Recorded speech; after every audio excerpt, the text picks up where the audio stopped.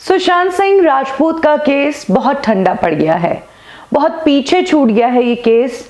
और जितनी लड़ाई इस केस के लिए लड़ी उसका वाकई में कुछ रिजल्ट ही नहीं निकला, ऐसा लग रहा है।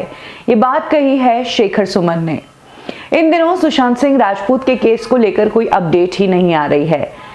सीबीआई अपना काम तो कर रही है, लेकिन किस दिशा में ये केस जा रहा है इसका किसी को पता नहीं है। जो अक्यूजेस है, जिन 6 लोगों का नाम सुशांत की फैमिली ने एफआईआर में दिया है, रिया और उसकी फैमिली का, उनमें से किसी भी एक की गिरफ्तारी भी नहीं हुई।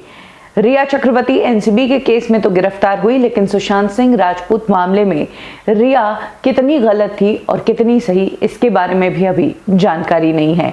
ऐसे में शेखर सुमन बहुत ही मायूस हो गए हैं और उन्होंने एक ट्वीट करके इस बात को शेयर किया है। सोचा था हम सबकी लड़ाई रंग लाएगी, कातिल पकड़ा जाएगा, सुशांत को न्याय मिलेगा, लेकिन अब मैं मायूस हो गया हूँ। हारा नहीं हूँ, लेकिन परेशान हो गया हूँ। केस इतना पीछे रह गया है कि अब दिखाई भी नहीं दे रहा।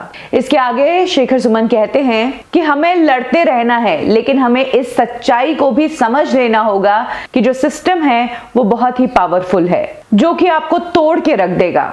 आपको लड़ते रहना है एंड तक, लेकिन अगर जब सिस्टम ने ही ये डिसाइड कर लिया है कि उसे सुशांत के मामले में बहरा बन के रहना है, तो फिर कोई क्या कर लेगा। ये मामला कितना सेंसिटिव है ये समझना पड़ेगा। हमने शुरुआत की और हमें तब लगा था कि हम सब कुछ बदल के रख देंगे और सुशांत को न्याय दिलाकर ही रहेंगे, लेकिन धीरे धीरे आपको लगने लगता है कि कुछ भी सही नहीं हो रहा है।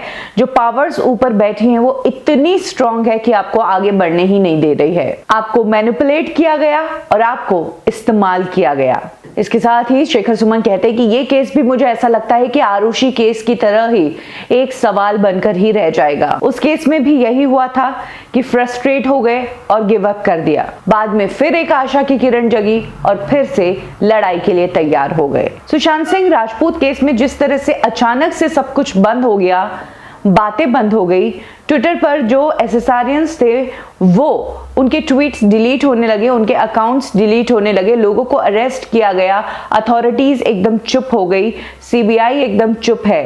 ये सब होने से बार बार ऐसा ही लगता है कि कुछ तो गड़बड़ है और अब अचानक से सब चुप क्यों हो गए। क्या वाकई में जनता को इस्तेमाल किया गया इस मुद्दे को बड़ा बनाकर?